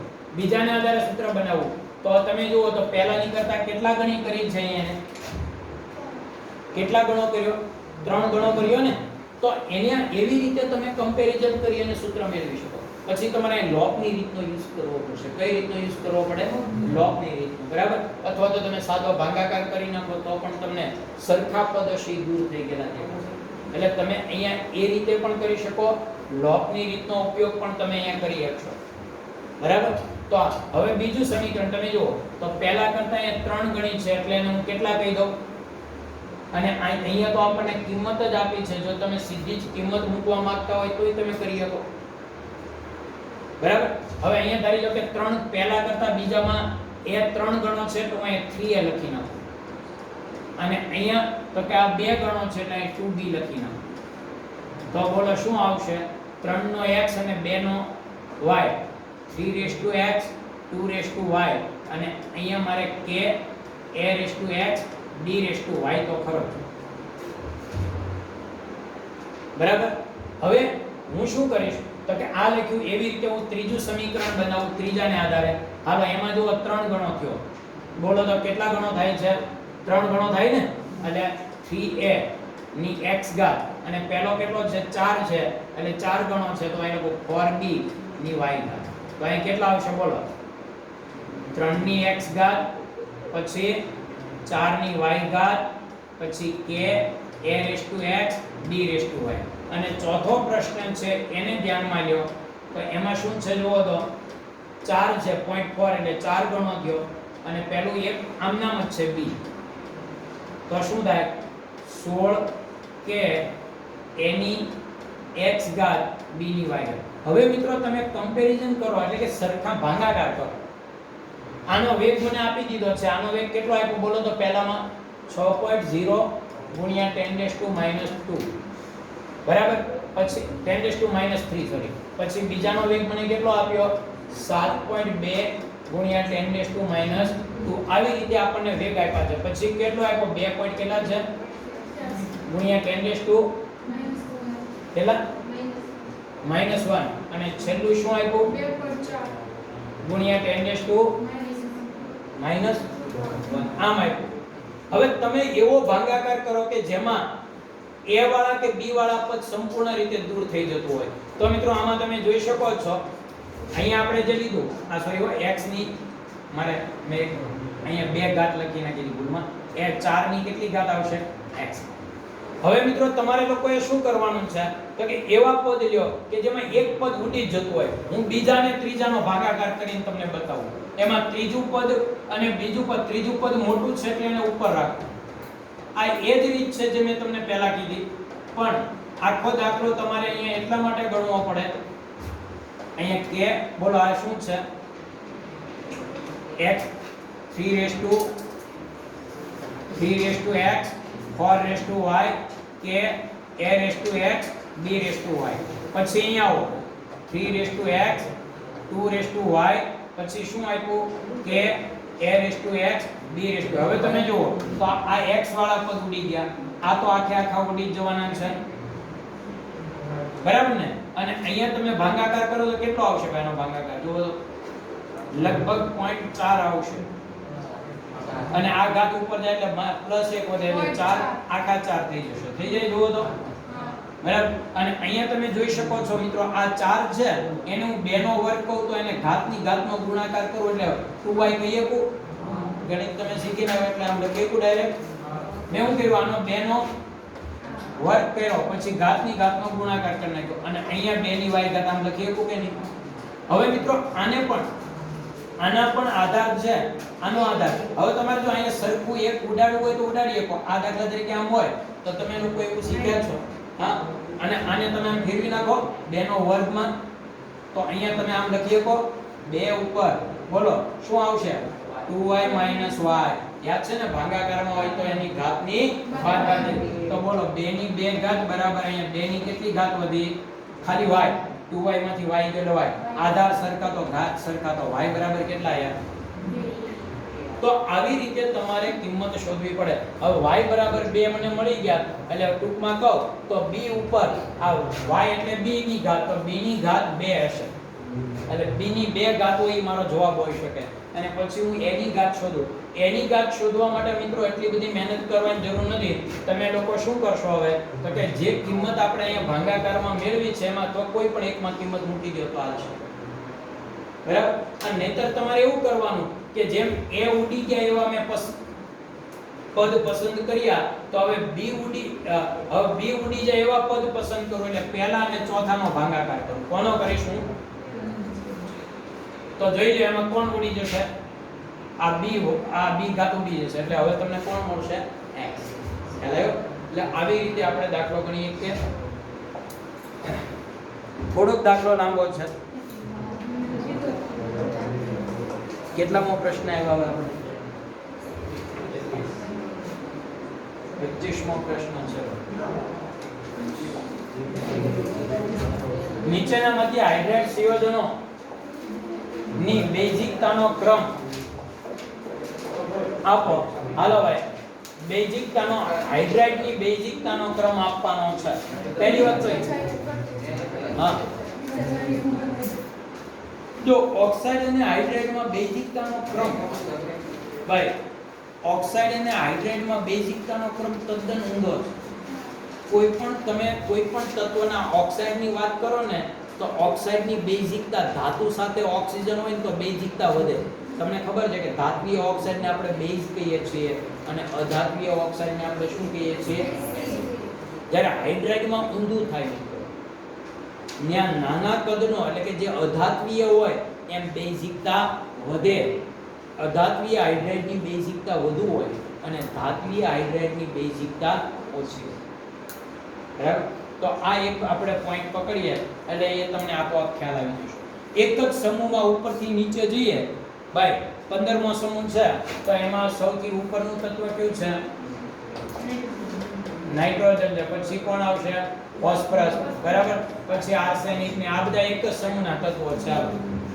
બરાબર, એક જ સમૂહના તત્વો છે. હવે હું તમને એમ કહું કે ભાઈ આની સાથે હાઇડ્રેટ જોડી દઉં, આની સાથે હાઇડ્રેટ જોડી દઉં, આની સાથે હાઇડ્રેટ જોડી દઉં, આની સાથે, તો આમાં તમને એવું કીધું બેઝિકતાનો ક્રમ તમને આમાં શું જોવા મળશે? એટલે બેઝિકતા કયા ક્રમમાં વધે તો તમે બહુ સિમ્પલી યાદ રાખી શકો મિત્રો. અહીંયા ધ્યાન આપજો. અહીંયા જે હાઇડ્રોજન છે તમને એક વાતની તો ખબર છે, અને બે રીતે આપણે યાદ રાખીશું. એક ઇલેક્ટ્રોન યુગ્મ આપવાની વૃત્તિ. તમને બધાને ખબર છે ઇલેક્ટ્રોન યુગ્મ આપે એમ બેઝિકતા શું થાય? બરાબર, આ ટોપિક તમે બે ત્રણ રીતે યાદ રાખી શકો. ઇલેક્ટ્રોન યુગ્મ યાદ કરો, લુઈસનો સિદ્ધાંત. ઇલેક્ટ્રોન યુગ્મ આપી હંમેશા શું હોય? બેઝ હોય. તો તમે મને કહો કે આ નાઇટ્રોજન પાસે એક ઇલેક્ટ્રોન યુગ્મ છે, ફોસ્ફરસ પાસે છે, આની પાસે, બધા પાસે એક ઇલેક્ટ્રોન યુગ્મ છે, પણ સરળતાથી કોણ આપી શકે? ઇલેક્ટ્રોન યુગ્મ આપવાની વૃત્તિ સરળતાથી ક્યાં આવશે? નીચે આવી. તો એનો મતલબ એમાં બેઝિકતા શું હશે? બધાથી બેઝિકતા કેવી હશે? વધારે. સમજી ગયા તમે? એટલે બેઝિકતાનો ક્રમ તમે આમ યાદ રાખી શકો, ઇલેક્ટ્રોન યુગ્મ આપવાની વૃત્તિ ઉપર. બરાબર ને? એટલે આ એક વાત આપણે ખાસ ધ્યાનમાં રાખીએ કે ઇલેક્ટ્રોન યુગ્મ આપવાની વૃત્તિ જેમ વધે એમ બેઝિકતા શું થશે? વધશે. ઓકે, હવે તમે જુઓ આગળની વાત કરીએ.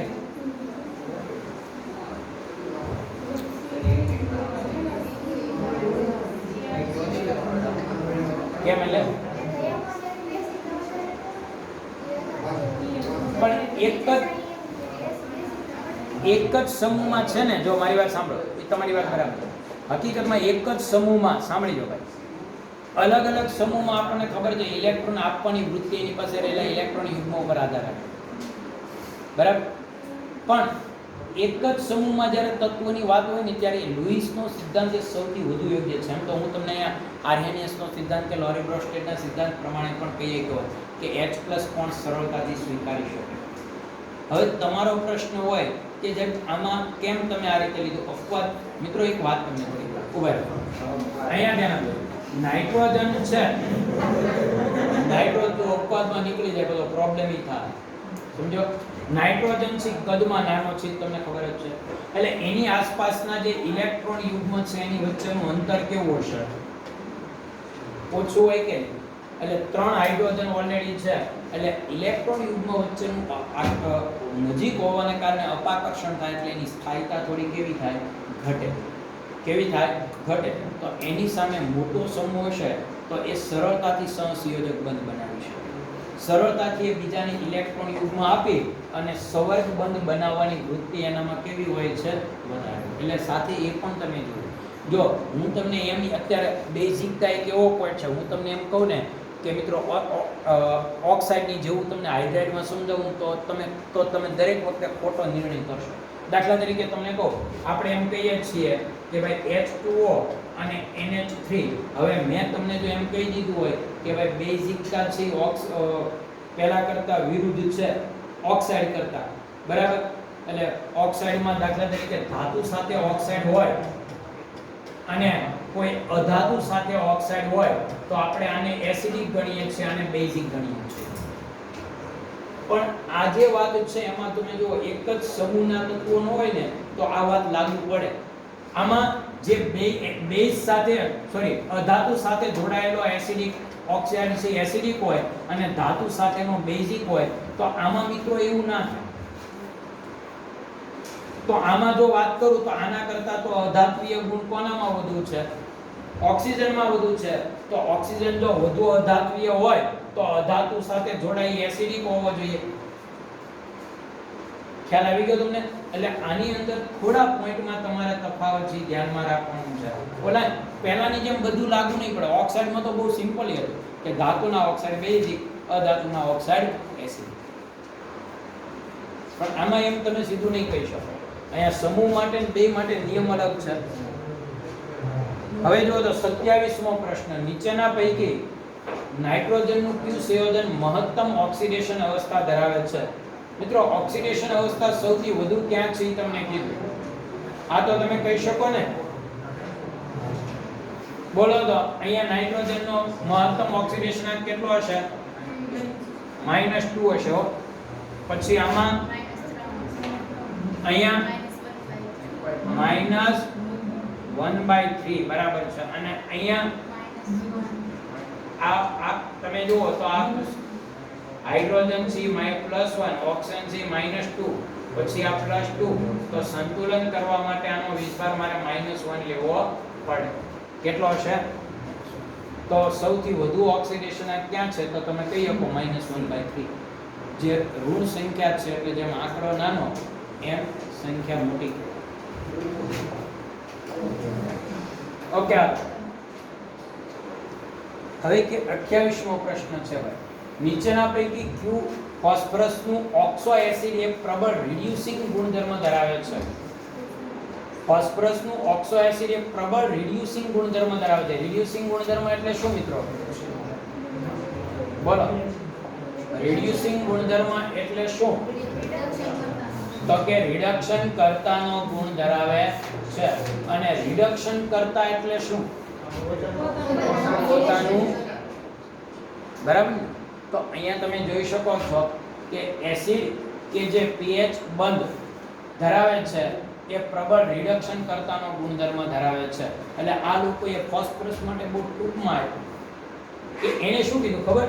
કે જ્યાં તમને pH બંધ વધુ જોવા મળે ને એમાં રિડ્યુસિંગ નો ગુણ વધુ હોય. જ્યાં તમને ભાઈ એમાં રિડ્યુસિંગ નો ગુણ વધુ હોય તો pH બંધ તમને ક્યાં વધુ જોવા મળશે? કયો જો H3PO2 માં, કારણ કે એમાં બે હાઇડ્રોજન કેવા હશે? સીધા ફોસ્ફરસ સાથે જોડાયેલા હોય. ત્યાર પછી 31મો પ્રશ્ન. મિત્રો 31મો પ્રશ્ન છે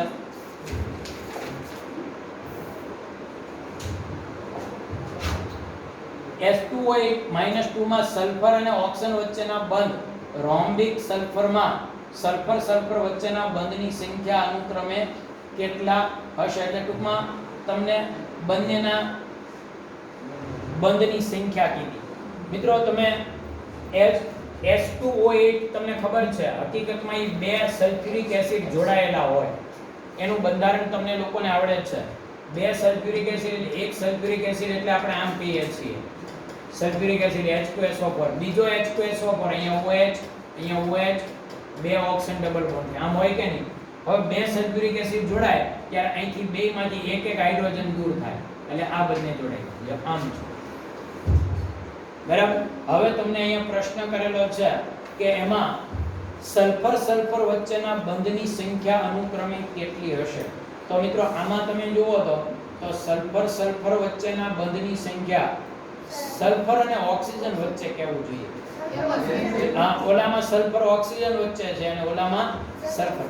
ઓકે, તો આમાં સલ્ફર ઓક્સિજનના કેટલા બંધ છે? જુઓ તો ભાઈ, જુઓ તો આ 1 2 3 4 5 6 7 અને 8 ડબલ બોન્ડ હોય એને આપણે ગણતા નથી. પાઈ બધાની ખાલી ક્યાં ગણવાના?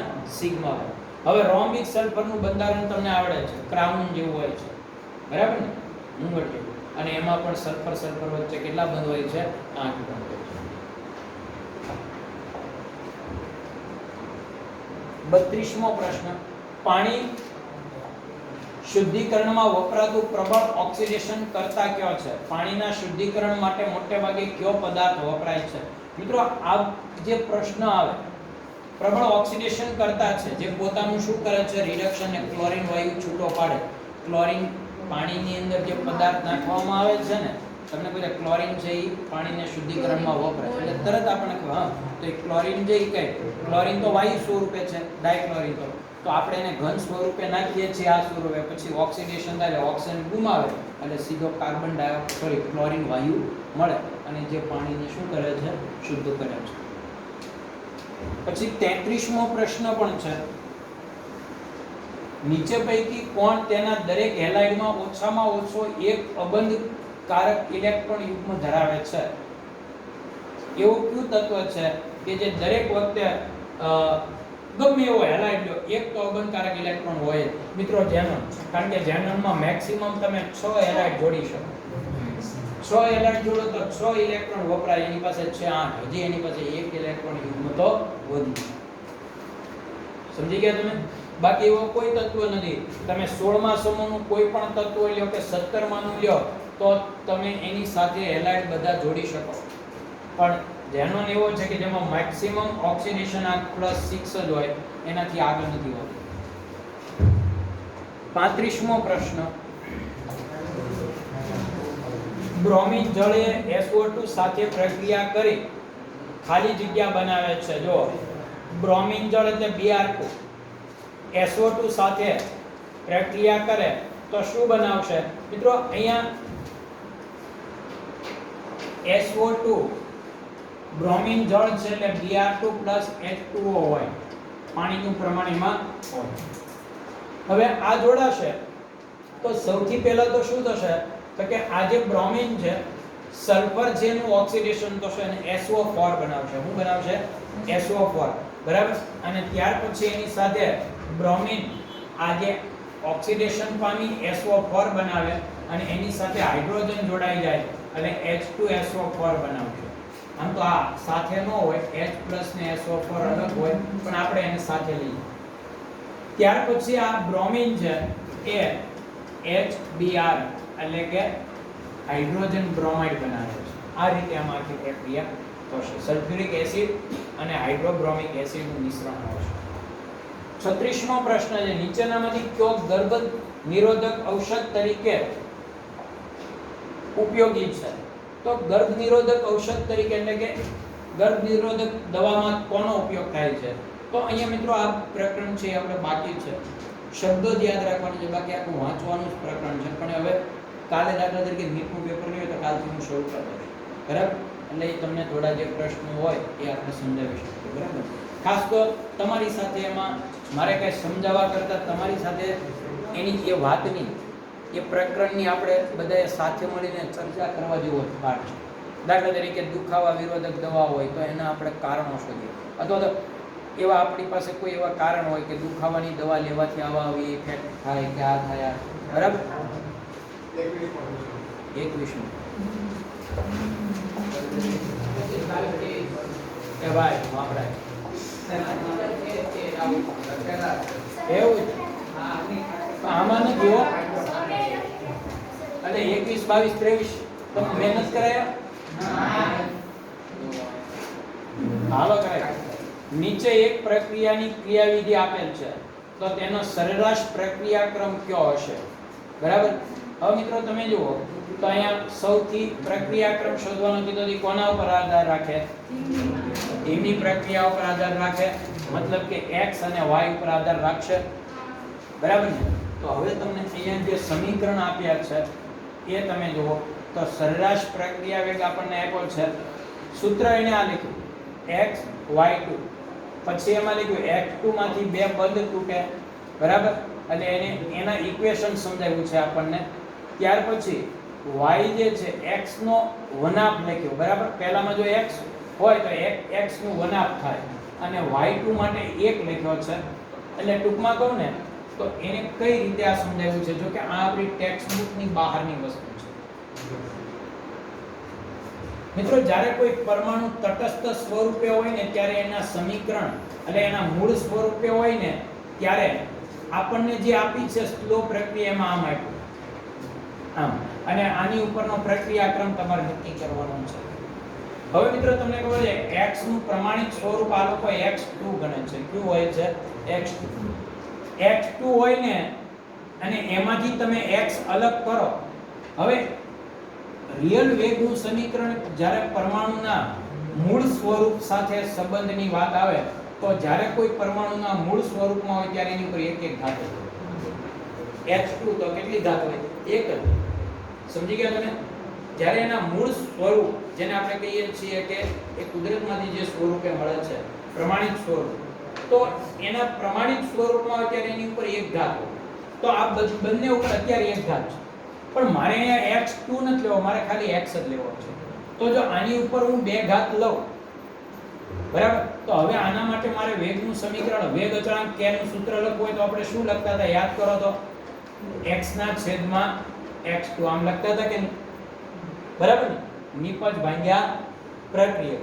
એટલે આને તમે આની ઉપર 2 ઘાત મૂકો અને પછી સાદુરૂપ આપશો, બરાબર?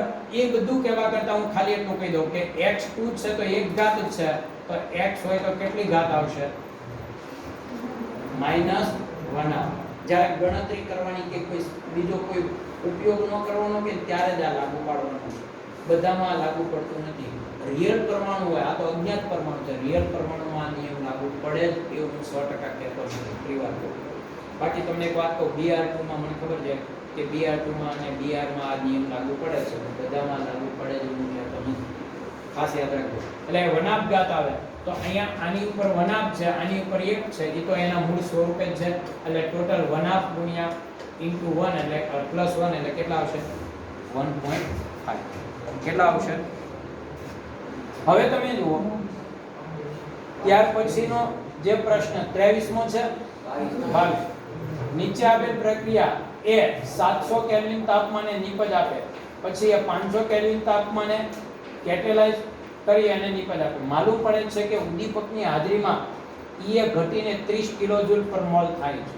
જો દર બદલાયા વગરનો રહે તો ઉદ્દીપકીય પ્રક્રિયા માટે સક્રિયકરણ ઊર્જા ખાલી જગ્યા થશે. એટલે ઉદ્દીપકની હાજરીમાં ધારો કે પૂર્વ ઘાતાંકીય કારક સમાન રહે છે, એટલે ઉદ્દીપકીય પ્રક્રિયા માટે ઉદ્દીપકની હાજરીમાં જ્યારે પ્રક્રિયા થાય છે ત્યારે એનો સક્રિયકરણ ઊર્જા કેટલી હશે?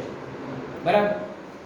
અહીંયા ઘટાડો કહી દીધો હો ભાઈ, ઘટાડો આપણી સામે બોલી ગયા છે, એ કહી દીધું છે કે આ પ્રક્રિયા ઉદ્દીપકની હાજરીમાં કરો તો 30 કિલોજૂલ જેટલી સક્રિયકરણ ઊર્જા શું થાય છે? એની ઘટે છે. તો આમાં તમે શું કરશો? જો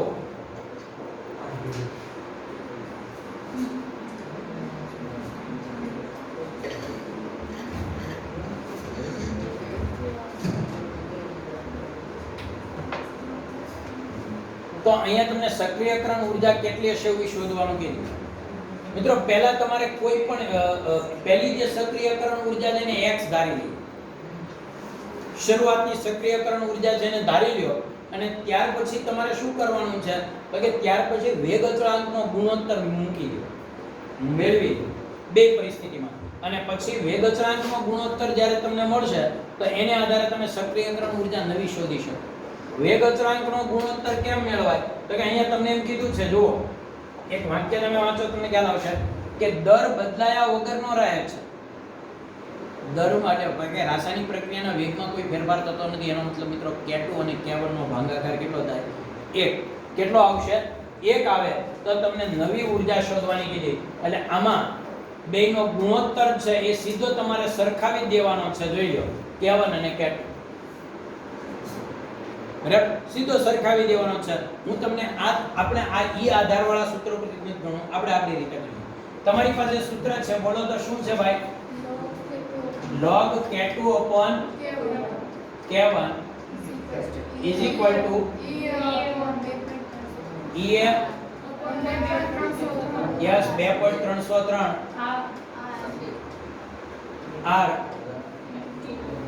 1 upon, બરાબર ને? આવું સૂત્ર છે તમારી પાસે. હવે તમને કીધું દર બદલાતો નથી, મતલબ આ બેયનો ભાગાકાર કેટલો છે? કેટલો છે? 1. અને મિત્રો log 1 નો જવાબ શું આવે? 0. એટલે અહીંયા તમારે શું મૂકવાનું રહેશે? 0. ખ્યાલ આવી ગયો તમને? તો આ તમને એક આ રીતે હું સમજાવી શકું કે તમે 0 મૂકી દો, T1 અને T2 તાપમાનને આ રીતે તમે કરી શકો. હવે બીજી એક રીતે છે કે મિત્રો તાપમાન તમને આપી દીધું છે બે પરિસ્થિતિ. તમને જો પહેલા પ્રક્રિયા ઓલા પહેલા જે 700 કેલ્વિન છે ને પછી કેટલું આપ્યું? 500 કેલ્વિન. એટલે આપણી સામે T1 ને T2 તો છે. હવે તમે જ્યારે સરખામ એક આ રીતે કરશો તો એ જવાબ તમને મળશે, બરાબર?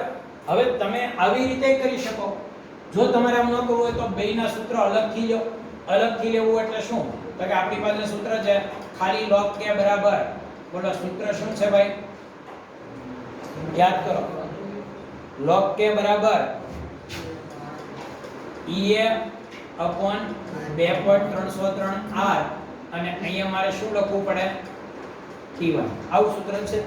તો પહેલા માટે હું આમ લખું અને બીજા માટે હું આમ લખું log of k2 equal to ea આને e1 કહો અને e2 કહો 2.303 r into 1/t2 ટૂંકમાં આ એક એક સૂત્ર છે પછી આપણે બે સૂત્રની બાદબાકી કરતા હતા મેં અલગ લખ્યા કારણ કે k1 k2 સરખા છે અને k1 k2 સરખા હોય તો એના log k1 ને log k2 સરખા હોય બંને પરિણામને સરખાવી દો મિત્રો તો શું આવશે બોલો તો e1 2.303 r into 1/t1 equal to e2 2.303 r અને into 1/t2 હવે આ બે સરખા છે આ પણ ઉડી જશે કે નહીં બરાબર ને એટલે ખાલી વધ્યું કેટલું જુઓ e1 ના છેદમાં t1 અને e2 ના છેદમાં t2 હવે યાદ રાખજો કે દર જ્યારે સરખો હોય ત્યારે ખાલી એટલું જ લખવાનું આટલા દર વખતે પછી આપણે હવે તમને ખબર પડી જોઈએ કે દર સરખો છે મતલબ કે સમીકરણમાં ખાલી એટલું જ હોય બરાબર ને આ જ છે હવે મિત્રો આપણે શું કરીએ ખાલી કિંમત મૂકી દઈએ હા પહેલી કિંમત છે એ મારે ધારી લેવી પડશે અને સક્રિયકરણ ઊર્જા ઘટે છે એવું આપણે કીધું હાલો પહેલી કિંમત હું x ધારી લઉં બરાબર અને ત્યારે તાપમાન કેટલું છે 700 બરાબર ને અને પછીની જે કિંમત છે 30 ઘટે છે એટલે x - 30 અને ત્યારે કેટલું તાપમાન છે 500 બસ સાદુરૂપ આપો એટલે તમને જવાબ મળી જશે હા હે જવાબ 105 અને આ સાઈડ લઈ લો એટલે કેટલા આવશે 500x પછી અહીં કેટલા આવશે મિત્રો 700x અને માઈનસ આમ આવશે આ 700 આ બાજુ આવશે 500 એટલે 200x વધે અને આ 21000 અહીંયા લઈ લો બરાબર તો આને તમે 21000 ને 200 વડે ભાગી નાખો એટલે તમને x મળશે આ બે 0 ગયા બે વડે ભાગો એટલે કેટલા આવે 105 બરાબર એટલે શરૂઆતની સાંદ્રતા કેટલી આવશે 105 હવે સૂત્ર તમારે યાદ રાખવાનું મિત્રો તો જ યાદ રહેશે 23મો પ્રશ્ન જો તાપમાન 300 કેલ્વિન થી 310 કેલ્વિન કરવામાં આવે ત્યારે પ્રક્રિયાનો દર બમણો થાય છે તો આ પ્રક્રિયાની સક્રિયકરણ ઊર્જા શોધો મિત્રો દર એટલે આપણા માટે દર વેગ આપણા માટે વેગ અચળાંક પ્રક્રિયાનો દર એટલે તમને એમ થશે કે તો વેગ નો થાય યસ પણ વેગની સાથે વેગ અચળાંક પણ બદલાય એટલે આપણા માટે દર એટલે શું સમજવાનું છે દર અચળાંક એટલે વેગ અચળાંક મતલબ કે તો તમારી પાસે સૂત્ર છે k2/k1 is equal to ea 2.303 r 1/t1 minus 1/t બરાબર ને હવે તમે એનું સાદું રૂપ આપો log તમને શું કીધું ભાઈ બમણો થાય એટલે આ x હોય તો આ ડબલ થાય એટલે હું સીધો 2 લખીને કોલે નહીં હે પહેલા કરતા બીજો કેટલો છે ડબલ એટલે અંશ ડબલ છે તો 2 લખી નાખું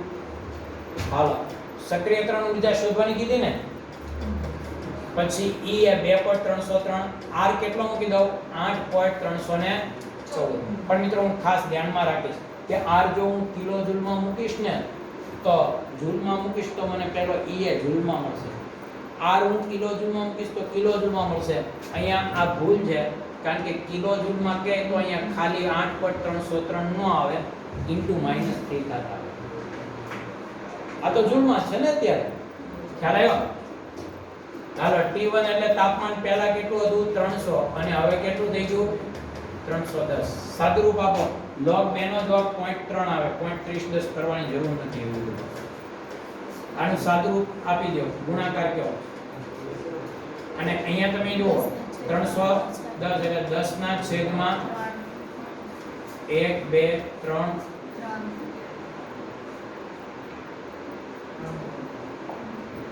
પછી 3 એકા 3 ને 3 તેરી 9 આમ આવશે આનો ભાગાકાર શું તો સોરી ગુણાકાર આપી 19. હાલો હવે આ બધાને એ લઈ લો 0.3 into 19.147 આ અહીંયા 0 ઉડાડી દો એટલે 300 આવશે ને આ તમને E મળે બસ આનો ગુણાકાર કરો એટલે E આવી ગયો પણ મિત્રો E એ એક ઘણું મોટું મૂલ્ય છે એટલે કિલો જૂલમાં જ જવાબ માંગે એટલે આપણને જૂલમાં મળે પછી એને 1000 વડે ભાગવાનું રહેશે બોલો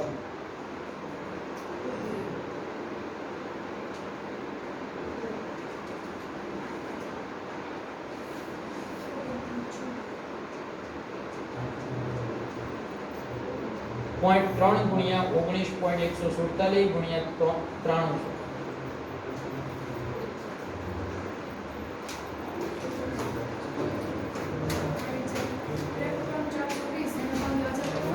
ત્રેપન. ઓકે, આ જૂલમાં મળ્યું. હવે કિલો જૂલમાં લેવું હોય તો અહીંયા પોઈન્ટ મૂકી દો એટલે 57 પર સમથિંગ મળશે. 53.2 બોલે. બોલ હું કેટલા કીધા? અને આ કિલો જૂલમાં ફેરવા મળે 1000 વડે ભાગી નાખો. આવી ગયું.